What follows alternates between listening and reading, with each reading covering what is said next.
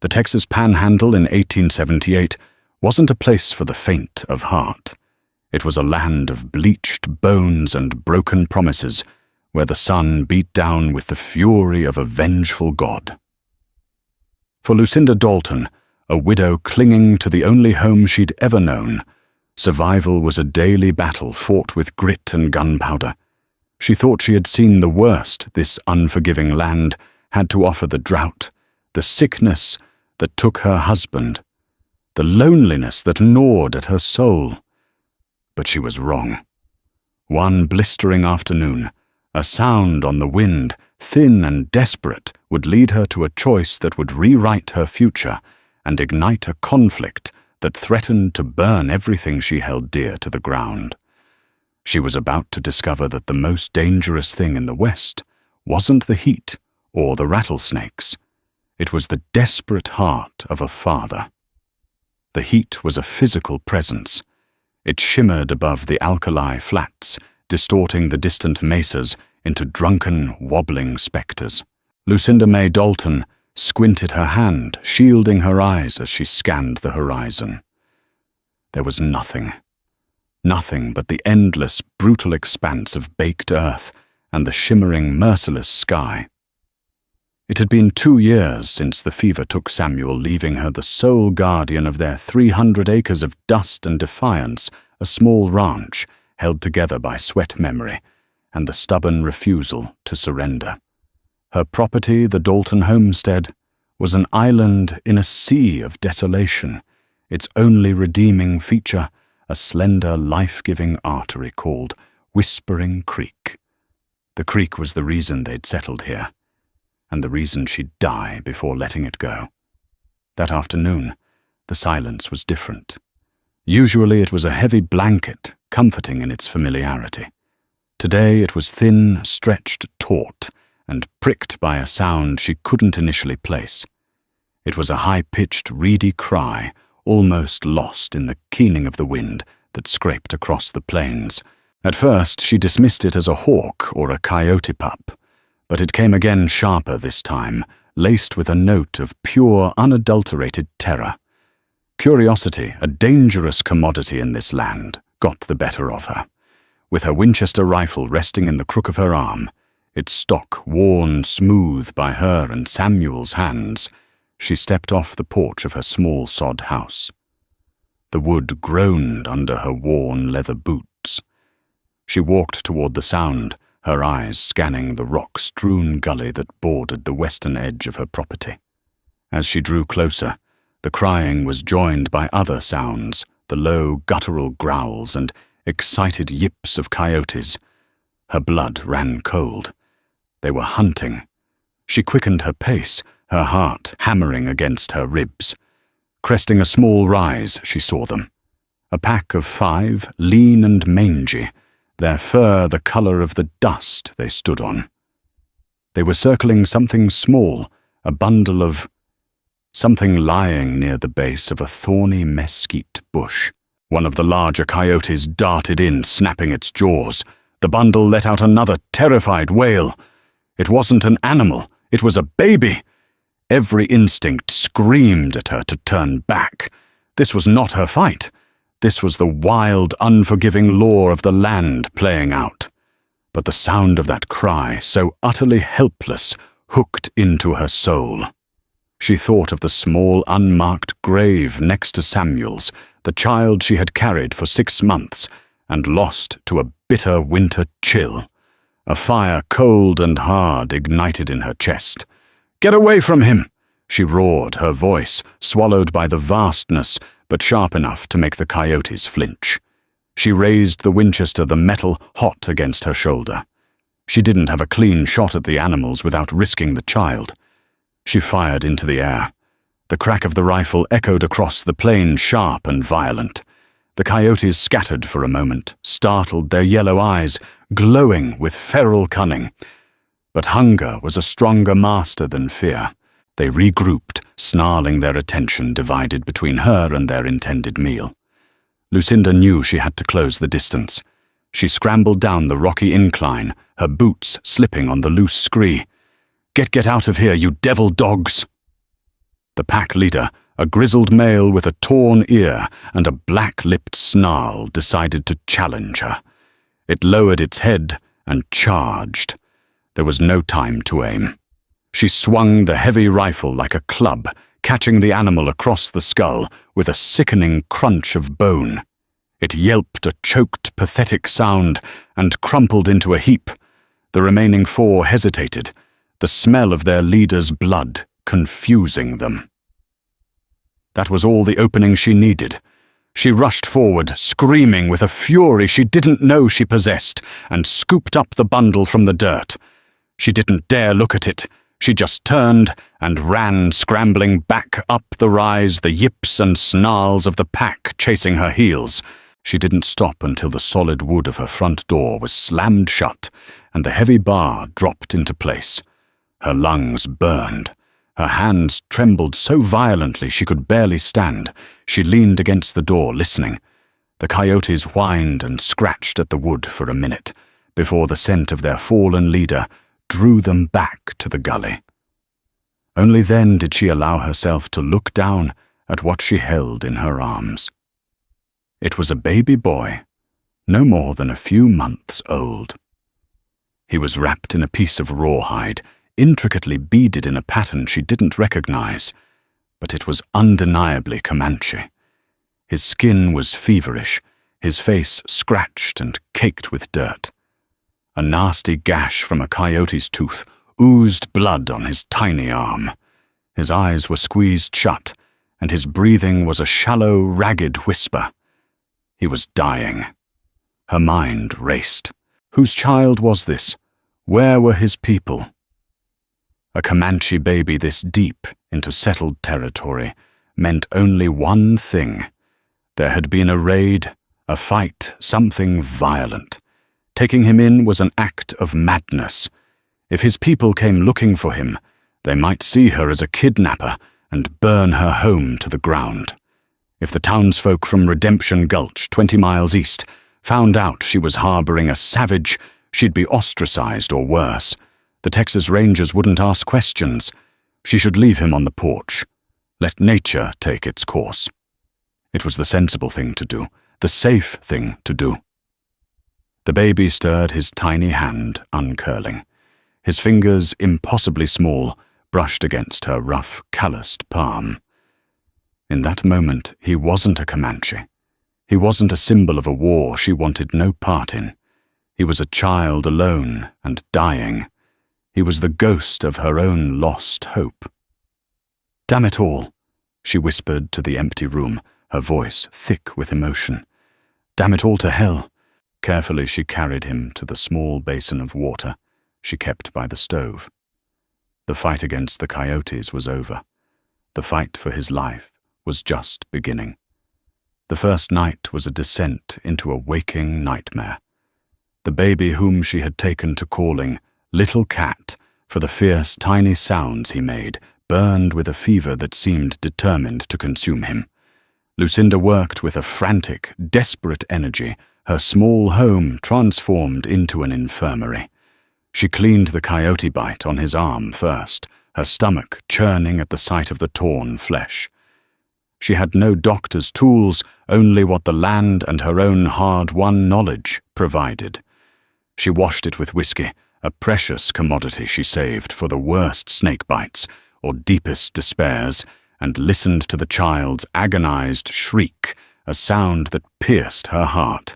Then she mashed yarrow leaves, a trick her mother had taught her, into a poultice to stave off infection, and packed it into the wound, binding it with a strip torn from one of Samuel's old shirts. The fever was the greater enemy. She bathed him constantly in cool water from the creek, wiping his small hot body with a soft rag. His skin was a dark copper, and his hair was a shock of the blackest silk. He was beautiful, and the sight of his vulnerability made a fierce, protective instinct roar to life inside her. She remembered the herbs her grandmother, a woman who trusted the earth more than any doctor used to gather. Out in the fading light, she frantically searched the creek bed, her fingers digging through the soil to find the precious roots of pleurisy weed, to help his breathing, and the leaves of willow bark to fight the fever. She brewed a bitter tea, forcing tiny precarious drops between the baby's cracked lips with the tip of her finger. All through the night she sat in the rocking chair Samuel had built for her, the baby cradled in her arms. The rhythm of the rocking was a prayer. The creak of the floorboards was a hymn. Every ragged breath the child took was a victory. In the flickering lamplight she studied the intricate beadwork on the rawhide wrapper. It was the work of a loving mother, the patterns telling a story she couldn't read but could feel in the meticulous stitches. Where was that mother now? The thought brought a fresh wave of sorrow and fear. By dawn, the fever broke. One moment he was radiating heat like a furnace. The next, a fine sheen of sweat covered his body, and his breathing deepened, evening out into the steady rhythm of sleep. Lucinda wept silent tears of exhaustion and relief carving the paths through the grime on her face. He was alive. He had fought, and he had won the first battle. The next few days settled into a strange, secret routine. The baby little cat grew stronger. He began to take goat's milk, which she patiently fed him from a small leather pouch she fashioned. His dark, intelligent eyes would follow her as she moved about the cabin. Sometimes a ghost of a smile would touch his lips, and Lucinda would feel a joy so profound it frightened her. She was getting attached. She was building a home in her heart for a child who could be torn away at any moment, leaving a wound far deeper than the one his absence had already left. Her isolation, once a source of comfort, now became a wall of fear. Every sound, the cry of a hawk, the rattle of a loose shutter, sent a jolt of panic through her. Was it his people? Was it someone from town? A week after she found him, her supplies ran perilously low. She needed flour salt and more bandages. The trip to Redemption Gulch was unavoidable. The thought of leaving the baby alone was terrifying, but the thought of him starving was worse. She swaddled him tightly and placed him in a makeshift cradle she'd set up in the root cellar, a dark, cool space hidden beneath a trap door in her floor. It was the safest place she could think of. "I'll be back before sundown," she whispered to the sleeping child, her voice catching. "You be strong for me, little cat." The 20-mile ride to Redemption Gulch was a gauntlet of anxiety. The town was little more than a single dusty street, lined with a saloon, a general store, a blacksmith, and the sheriff's office. It was a place that tolerated her existence as long as she kept to herself. Inside Peterson's general store, the air was thick with the smells of coffee beans, cured meat, and local gossip. Mildred Peterson, a woman whose face was permanently pinched in a state of disapproval, eyed Lucinda over the rim of her spectacles. "Dalton," she said, her voice dry as a bone. "Thought maybe a dust devil had carried you off." "Still here, Mildred?" Lucinda replied, her voice flat as she handed over her list. As Mildred gathered the items, Sheriff Brody pushed through the door. He was a big man running to fat, with a sweaty face and small, predatory eyes. He worked for the most powerful man in the county, Bartholomew Corrigan, a cattle baron who was relentlessly buying up all the small ranches, all except hers. Corrigan wanted her land, specifically her creek, and he wasn't a man who took no for an answer. "Lucinda." Sheriff Brody said, his tone a poor imitation of friendliness. "Been a while. Getting lonely out there all by your lonesome." "I manage," she said, not meeting his gaze. "Mr. Corrigan was just asking about you," Brody went on, leaning against the counter. "He's worried about a lone woman out there. Still willing to make you a very generous offer for that parcel of yours. Enough to set you up real nice back east." "The answer is the same as it was last month, Sheriff. I'm not selling." Brody's eyes narrowed. "That creek of yours is drying up everywhere else. A man could get powerful thirsty. It's a dangerous world. Indians, outlaws. A woman can't protect a thing like that on her own forever. The threat was veiled, but it hung in the air like smoke. Lucinda gathered her supplies, her knuckles white as she gripped the sack of flour. I'm not on my own. I have Samuel's rifle and a steady hand. You tell Mr. Corrigan that. She turned and left the sheriff's cold chuckle following her out the door. The ride home was fueled by a new kind of fear. It wasn't just the baby's people she had to worry about. Corrigan was closing in. He wanted her water, and he would stop at nothing to get it. She galloped the last mile, her heart pounding with a terrible premonition. When she threw open the cabin door, everything seemed normal. She rushed to the trap door, her hands fumbling with the iron ring. "Little cat!" she called down into the darkness.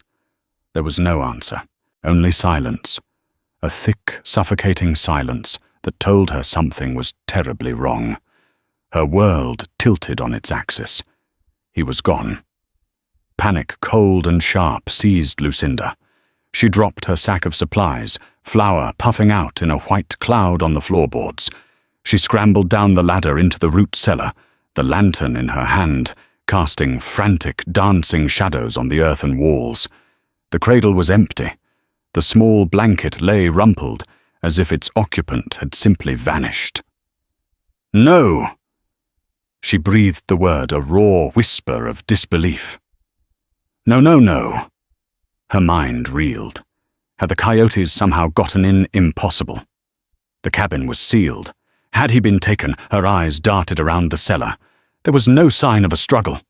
She climbed back out her gaze, sweeping the main room. The heavy bar on the door was still in place from the inside. The windows were shuttered. No one could have gotten in or out. Then she saw it. On the floor near the trap door lay a single dark feather, tied with a thin strip of red-dyed sinew. It hadn't been there when she left. Her blood ran cold. Someone had been inside her home. Someone who could move without a sound, who could bypass locks and bars as if they were suggestions. His people. They had come. They had found their child and taken him back. A wave of emotions crashed over her relief that he was with his family, followed by a gut-wrenching, cavernous sense of loss. The silence of the cabin was suddenly deafening, amplifying the absence of the small, fragile life that had filled it for the past week. She sank into the rocking chair, the feather clutched in her hand.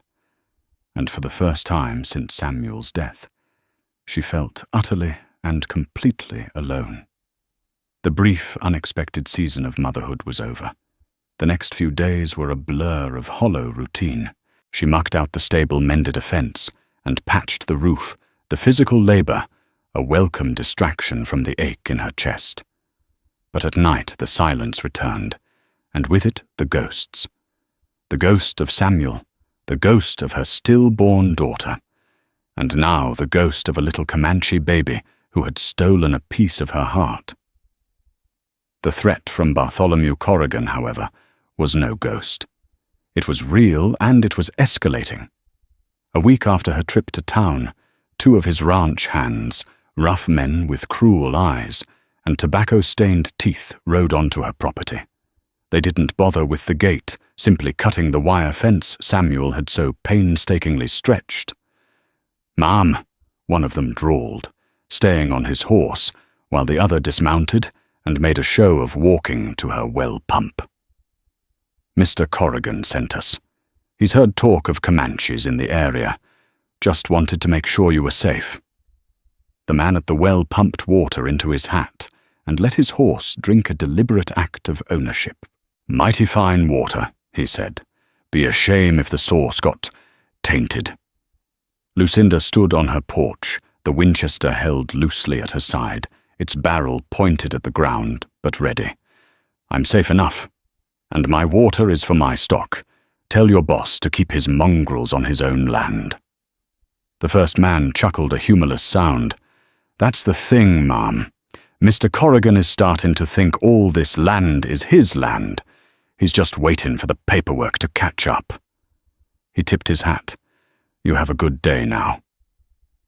They rode off, leaving the cut fence gaping like a wound. Lucinda knew it was a message. This was just the beginning.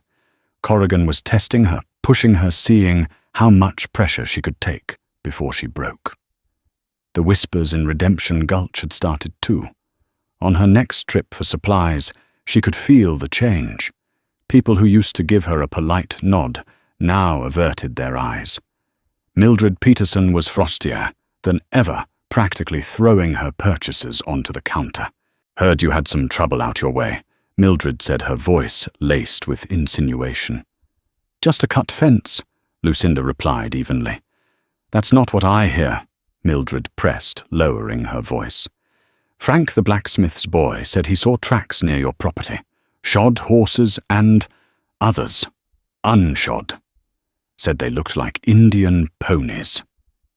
The town's fear of the Comanche was a palpable thing, a deep-seated terror born of years of bloody conflict.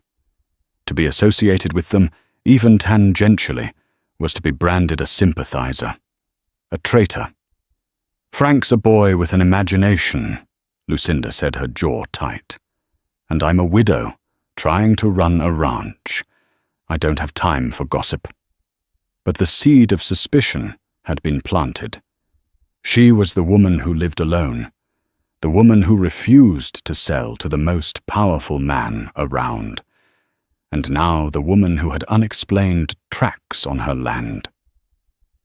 The walls were closing in, both from Corrigan's greed and the town's fear.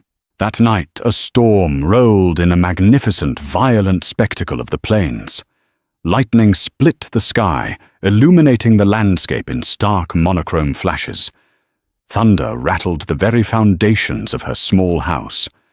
Lucinda sat by the window, watching the rain lash against the glass, feeling as trapped and turbulent as the weather outside. In a brilliant flash of lightning, she saw him. He was sitting on a horse at the crest of the ridge, overlooking her homestead, a silhouette against the stormy sky.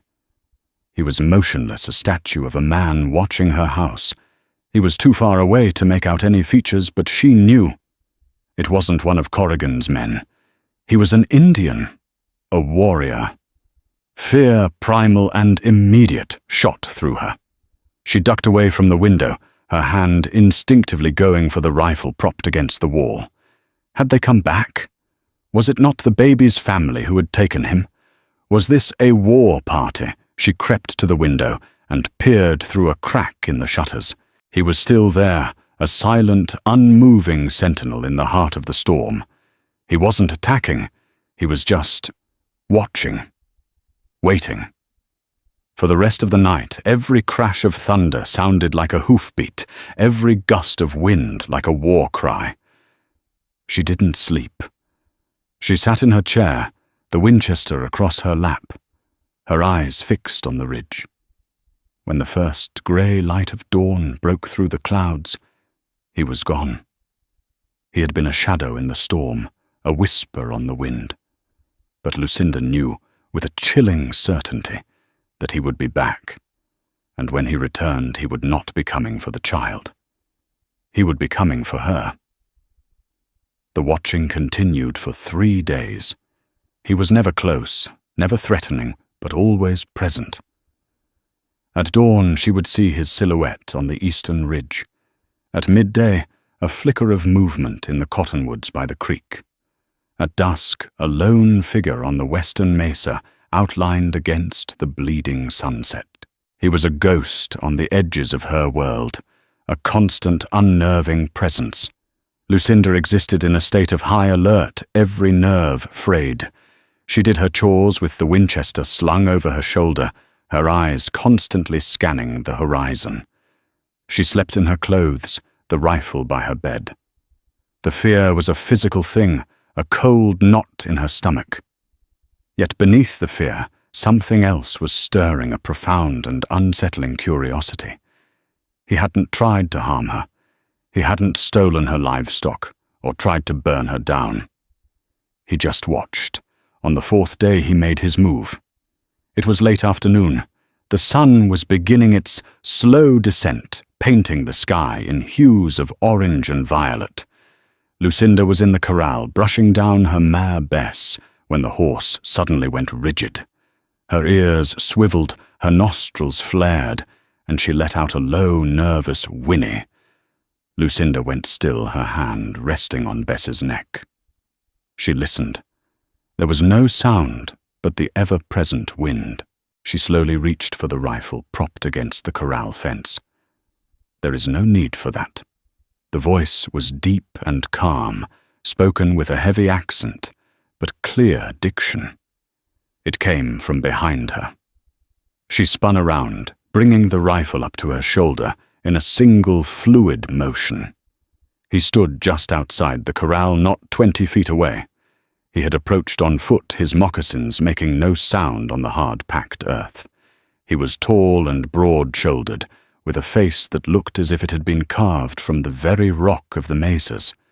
His black hair was long braided, with strips of otter fur. High cheekbones, a strong jaw, and eyes so dark they seemed to hold the emptiness of the night sky. He wore buckskin leggings and a simple leather vest over his bare chest, which was crisscrossed with the faint, silvery lines of old scars. He held no weapon, his hands open at his sides, in a gesture of peace.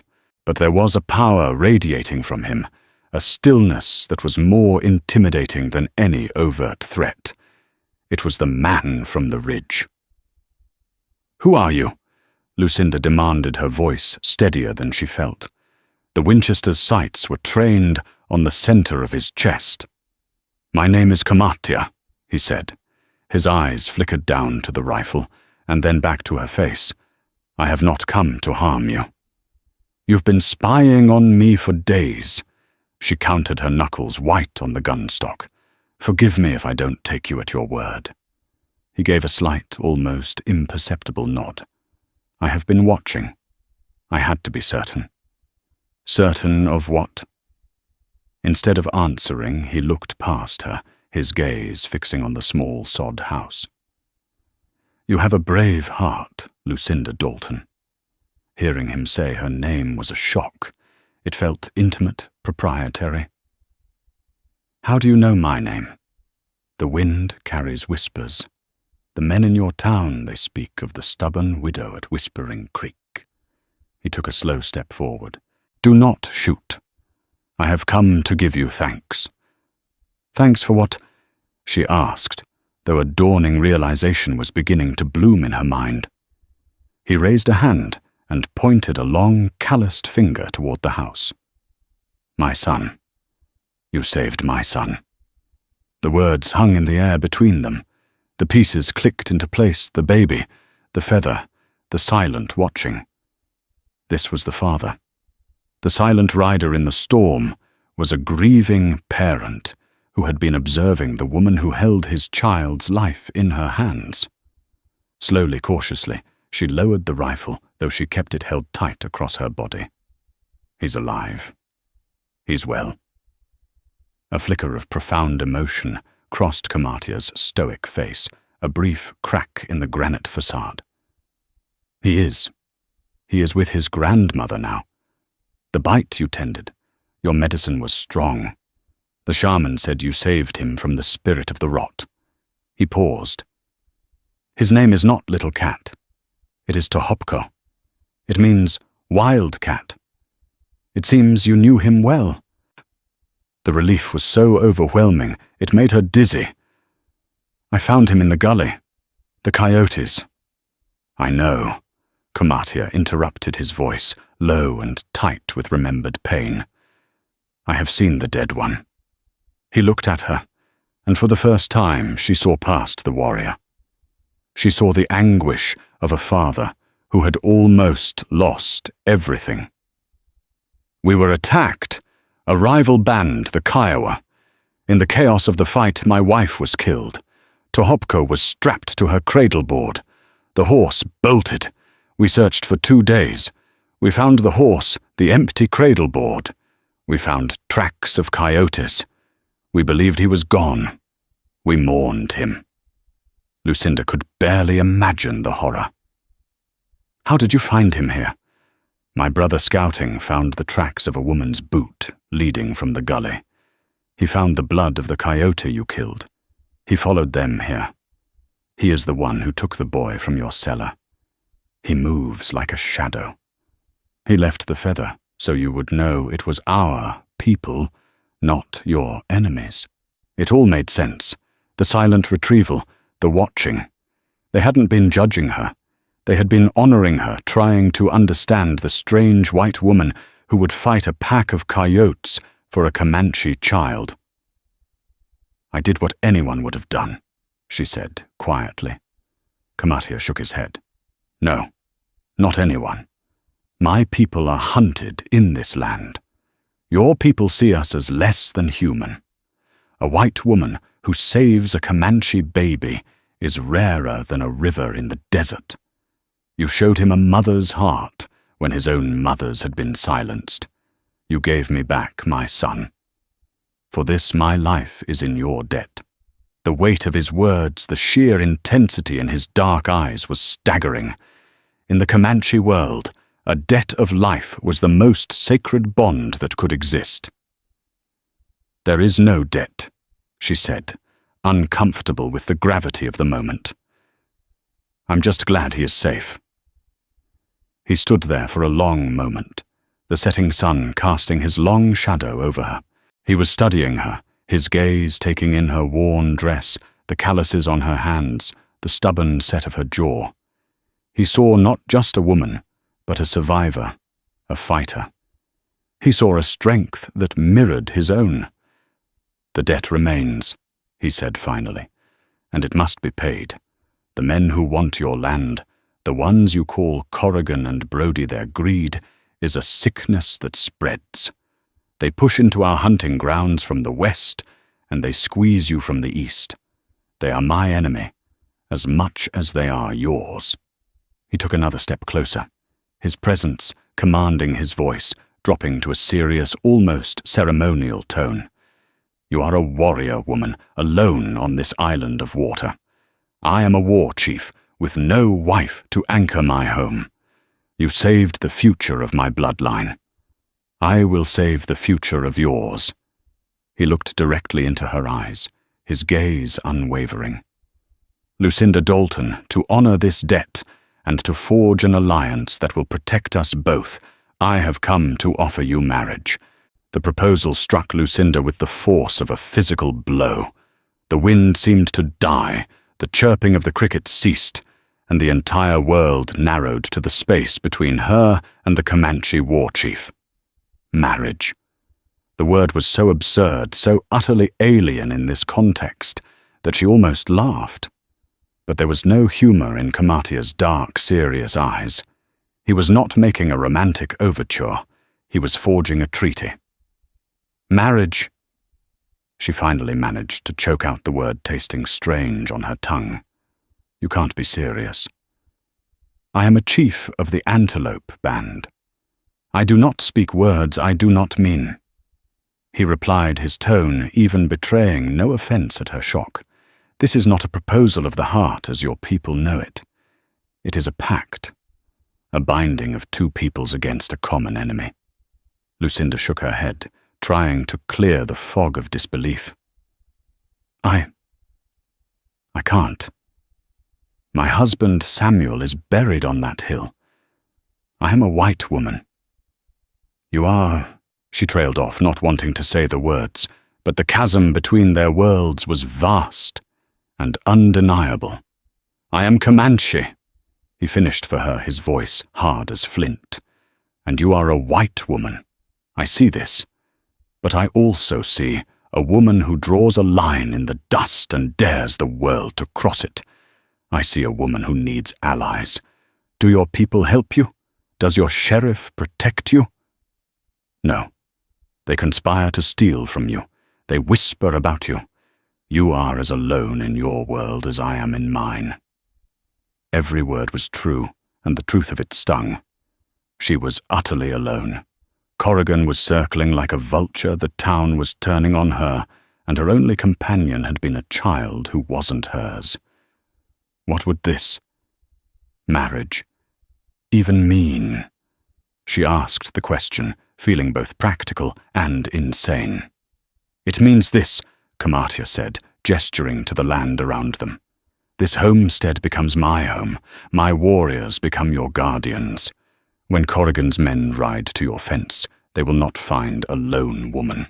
They will find 20 Comanche warriors standing with her. When the sheriff comes with his false laws, he will have to speak to me. Your creek will be protected. Your life will be protected. And in return, she pressed her mind, struggling to process the strategic implications. You will be my wife. You will be a mother to Tohopko. My people will see the woman who saved him is now one of us, bound by honor. It will create a bridge. It will give my son a mother's care, and it will give my people a powerful ally who understands this land and the ways of the white man.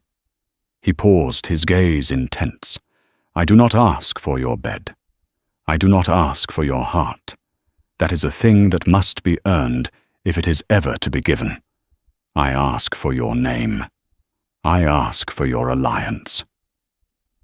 It was a business transaction cloaked in the language of ceremony, a merger of two desperate, besieged forces, her grit and her land with his strength and his warriors. The logic of it was terrifyingly sound. It was a lifeline, a shield against the storm that was coming. But the cost was immense. She would be crossing a line from which there was no return. She would become an outcast in truth, not just in practice, the wife of a Comanche chief. The very idea was scandalous, dangerous. I need time to think, she whispered, her voice barely audible. Kamatia nodded, a gesture of respect. The sun will set and rise again. I will be back for your answer when it stands at its highest point tomorrow. He looked at her one last time. Think of the child, Lucinda Dalton. Think of the future you saved. And think of the wolves, the two-legged ones who wish to tear it all down. Without another word, he turned and melted back into the landscape as silently as he had appeared, leaving Lucinda alone with the echo of his impossible offer. That night was the longest of her life. She didn't light the lamp, preferring to sit in the dark, the weight of the decision pressing down on her. She paced the small cabin, her footsteps tracing the worn path in the floorboards. She went to the small chest where she kept Samuel's things, his worn Bible, a tintype photograph of them on their wedding day, a lock of his sandy hair. What do I do, Samuel? She whispered into the darkness, tears welling in her eyes. They'll take it all. Everything we built. They'll ruin it. Samuel had been a good man, a gentleman. He believed in the law, in doing things the right way. But the law in Redemption Gulch belonged to Bart Corrigan. There was no justice to be had there. Samuel's way would lead to her losing everything. She thought of Little Cat of Tohopko, the fierce grip of his tiny hand, the way his dark eyes had followed her. She had saved his life. Now his father was offering to save hers. It was a perfect, terrible symmetry. Was this betrayal? Betraying Samuel's memory? Betraying her own people, who would surely call her a traitor? An Indian lover? A squaw? Or was it survival? Was it the only sane choice in an insane world? The first light of dawn found her sitting on the porch, the Winchester across her lap, her face pale and drawn. She had watched the sun rise, just as she had for the past 2 years as a widow. But today felt different. Today was not an ending, but a precipice. As the sun climbed toward its zenith, she saw them. Not just Kamatia. He rode at the head of a column of 20 warriors. They appeared over the ridge not with whoops or cries, but in a powerful, disciplined silence. They were armed for war. Their faces painted their lances and rifles held at the ready. It was a staggering display of strength, a clear message to any who might be watching. They rode down into the small valley and stopped a respectful distance from her house, their ponies shifting and snorting in the midday heat. Kamatia dismounted and walked toward her alone. He stopped at the bottom of the porch steps, his face unreadable, and waited. He did not ask the question again. His presence was the question. Lucinda's heart hammered in her chest. This was it. The moment of choosing. She could say no, and he and his warriors would ride away, leaving her to face Corrigan alone. Or she could say yes, and step into a new life so radically different from her old one that it felt like stepping off the edge of the world. She looked at his strong, stoic face. She looked at the warriors behind him, a silent promise of protection. She looked at the land, her land, which was threatened with extinction. She thought of a tiny, feverish baby and the fierce, protective love she had felt for him. Slowly, deliberately, she stood up. She leaned the Winchester against the wall of the house, a symbolic gesture of setting aside her old way of fighting her battles alone. She walked to the edge of the porch and looked down at him. "Yes," she said, her voice, clear and strong, carrying in the still air. "The answer is yes." A flicker of something relief, respect, perhaps even victory passed through Kamatia's eyes. He gave a single sharp nod. The pact was sealed. The widow of Whispering Creek now had an army. The change was immediate and absolute. Kamatia's warriors did not move into her house, but they inhabited the land around it.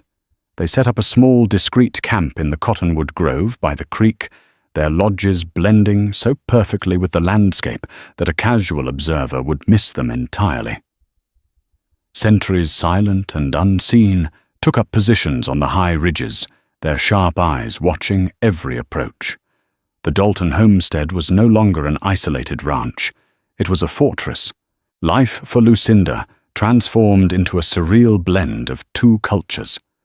Kamatia was a man of his word. He treated her not with affection, but with a deep, formal respect. He took his meals with her. At the small wooden table, Samuel had built a silent, powerful presence in her home. They spoke little, their communication, a patchwork of his deliberate English, her hesitant gestures, and a surprising amount of mutual understanding. He taught her things. He showed her which plants in the creek bed could be ground into a paste to soothe a burn, and which roots, when boiled, would settle a restless stomach.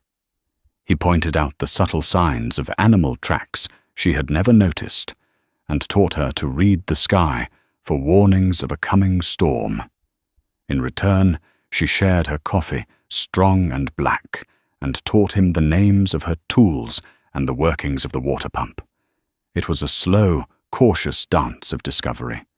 Twice one of his warriors brought Tohopko to the homestead. The baby was healthy and thriving, cradled in the arms of a stern, elderly woman with kind eyes, his grandmother. On these visits, Lucinda was allowed to hold him, to feel his small weight in her arms again.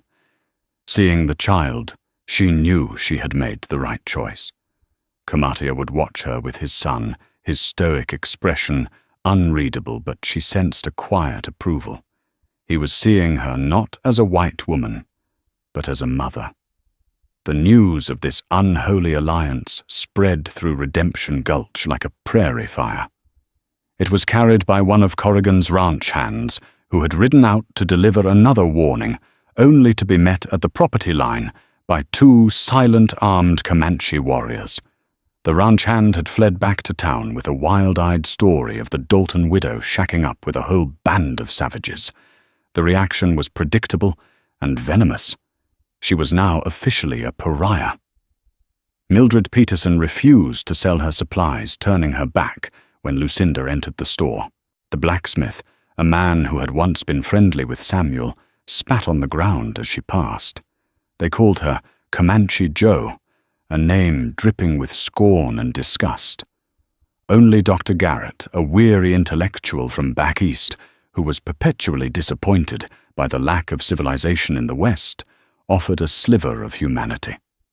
"You're playing with fire, Lucinda." He warned her quietly on the street, avoiding the glares of the other townsfolk. "Corrigan owns this town, and he's whipping people into a frenzy. He's telling them this isn't just about your land anymore. He's saying you've brought a hostile war party to their doorstep."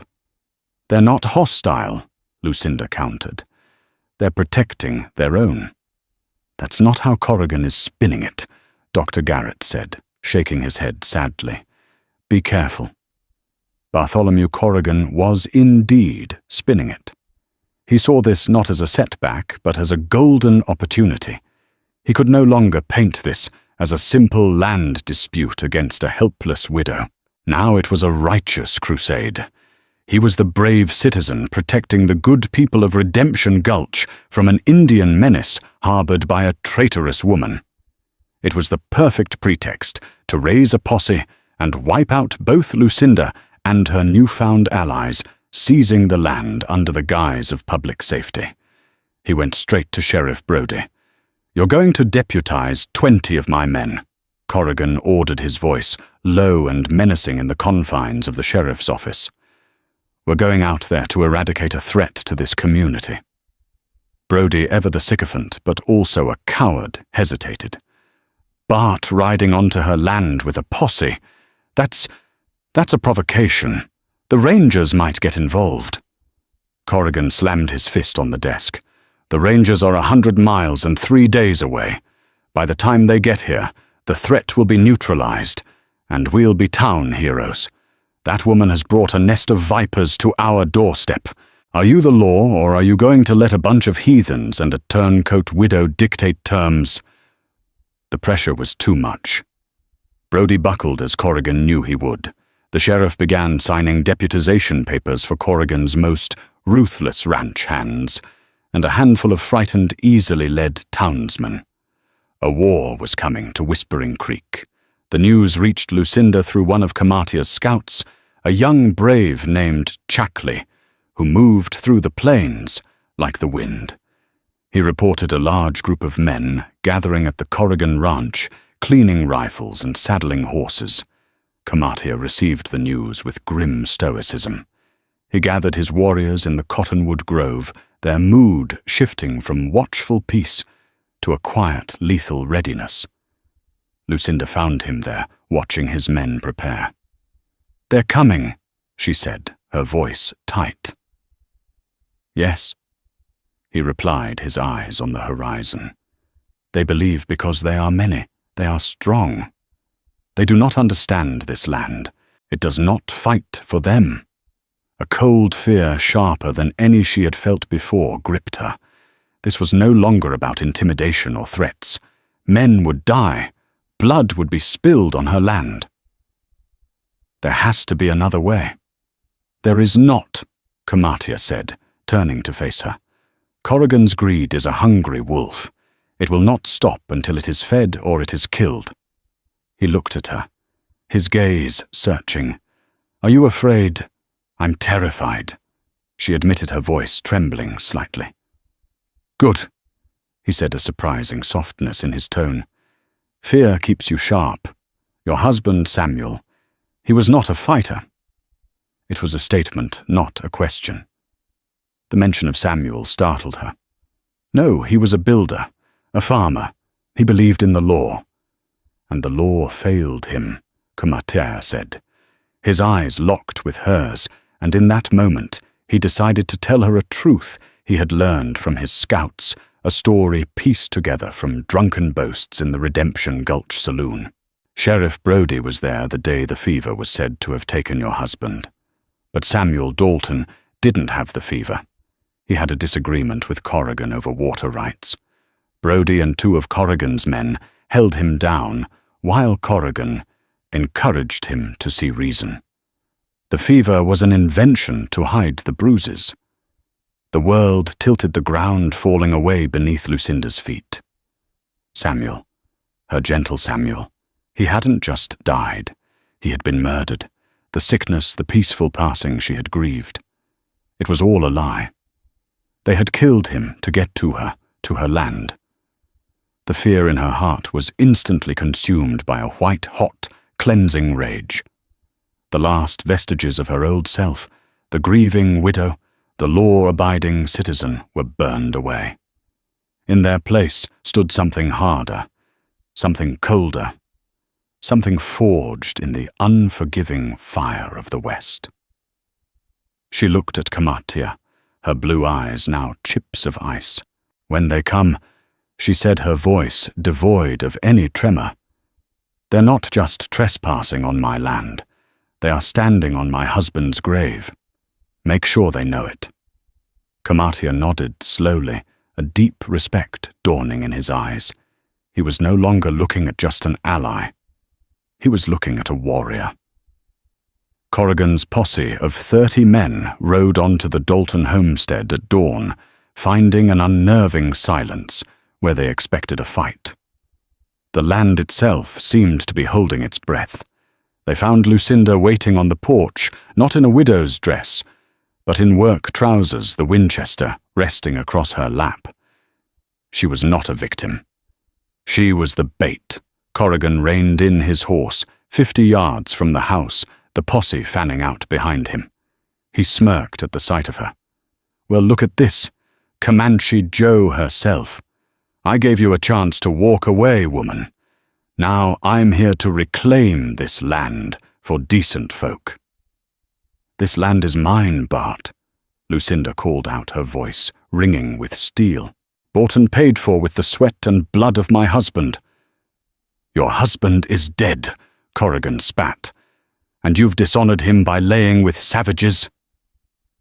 Before he could say more, an arrow hissed out of the seemingly empty landscape, embedding itself in the dirt inches from his horse's hooves. The animal screamed and reared, throwing the posse into confusion. As men fumbled for their guns, Camatia and 10 of his warriors rose from the creek bed, like ghosts forming a silent, unwavering line between the posse and the house. Their faces were painted, their weapons ready. Corrigan regained his composure, his face purple with rage. "See the whole pack of 'em open fire." But Lucinda's voice cut through the tension like a knife aimed not at Corrigan, but at his sheriff. "Sheriff Brody," she yelled, her voice carrying an authority no one had ever heard from her. "You're a long way from your jurisdiction, but you're not far from your crimes." Brody flinched. "I don't know what you're talking about." "I'm talking about Samuel Dalton," she boomed, standing to her full height. "I'm talking about the fever that took him, the fever that left bruises on his neck and chest, the fever that came in the form of you and Corrigan." A murmur of shock rippled through the townsmen in the posse. They had come to fight Indians, not to be accomplices to a murder. "That's a lie," Corrigan roared, but his denial was drowned out as Lucinda's gaze locked onto a young, terrified deputy named Peter. "Peter, you were there that day, weren't you? You stayed outside. You heard it. Tell them what you heard." The young deputy, trapped between Corrigan's murderous glare and Lucinda's righteous fury, finally broke. "She's right," he stammered, his voice cracking. I heard shouting. The sheriff told me to forget it." The admission shattered the posse's unity. The townsmen, realizing they'd been used, began to back their horses away. Corrigan, seeing his power evaporate, let out a bellow of rage and raised his rifle, aiming directly at Lucinda. He never fired. Camatia had been waiting for the move. An arrow flew from his bow with blinding speed, striking Corrigan in the shoulder of his gun arm. He screamed, dropping the rifle. At the same instant, a chilling war cry erupted as the rest of Camatia's warriors descended from the rocks, hitting the posse's flanks. The fight was a swift and brutal rout. Corrigan's hired guns outmaneuvered and terrified broke and fled. Within minutes, it was over. The only ones left were a wounded, defeated Corrigan and a blubbering Sheriff Brody, pulled from their horses and held fast by the warriors. Camatia walked to the porch where Lucinda stood, his expression unreadable. His eyes asked the silent question. This was her land. This was her justice. He was ceding the final judgment to her. She walked down the steps and stood before the two men who had destroyed her life. The urge for vengeance was a hot, tempting fire. She could order them killed, and no one would stop her. But she looked up at the hill where Samuel was buried, remembering the good man. He was a man who believed in law, however broken. Killing them would make her no better than they were. "Tie them to their horses," she said, her voice steady and clear. "Send them back to Redemption Gulch. Let Peter tell his story. Let the town see them for what they are. You'll rot in a prison. That's a fate worse than a quick death for men like you." Kamatia nodded, once a sign of deep respect for her wisdom. As his warriors carried out her orders, he stood beside her on the porch. The dust was settling, and the silence returning to the valley was one of peace, not tension. "The debt is paid," he said quietly. "Yes," she agreed. "It is." The marriage had been a pact of survival, but in the crucible of that day, something else had been forged, a partnership built on a respect that ran deeper than any treaty. "What now?" she asked the future, an unknown territory. Kamatia looked at her then toward the cottonwood grove where his son would be waiting. He looked at her small, defiant house and the land that was now truly theirs and safe. A faint, unaccustomed smile touched his lips. "Now," he said. "We begin." Video pans up from Lucinda and Kamatia, showing the peaceful homestead. The Comanche warriors are quietly receding back into the landscape, their vigil unbroken. The image fades to black. Conclusion. Lucinda Dalton's story wasn't just about survival. It was about rebirth. She found that strength isn't just about enduring hardship alone, but about having the courage to forge alliances in the most unexpected places. The pact she made with Kamatia, born of desperation, became a bridge between two worlds, proving that honor, courage, and a parent's love speak a language that transcends culture and prejudice. Theirs was a new kind of family, a new kind of power, built on the foundations of mutual respect in the heart of the unforgiving West. They didn't just save a piece of land, they planted the seeds for a future no one could have ever predicted. If this story of courage and unlikely alliances moved you, please show your support by hitting that like button, sharing it with someone who loves a powerful tale, and subscribing to our channel for more true stories from the forgotten corners of history. Your support allows us to keep these incredible legacies alive. Thank you for listening.